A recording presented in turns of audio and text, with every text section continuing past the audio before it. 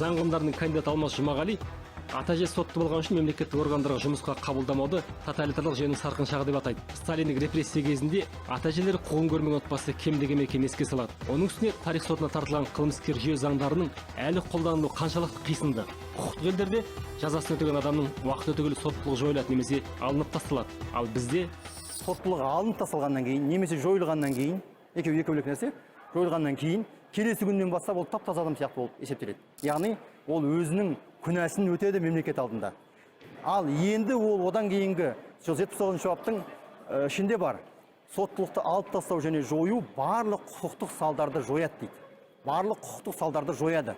Ал сөйте тұрып біз жаңағы арнаулы мемлекеттік органдар туралы заңның ішінде 7-ші бабында айтамыз. Бұл соттылығың жойылды ма, алынды ма, өзіңдікі емес. Туысқандарыңдікі, жақын туысқандарыңдікі болса болды. Біз бұны неге есепке алмаймыз? Қылмыстық кодекс не айтатында шаруамыз жоқ. Мемлекеттік органға жұмысқа, арнаулы мемлекеттік органға жұмысқа тұрмайсыз.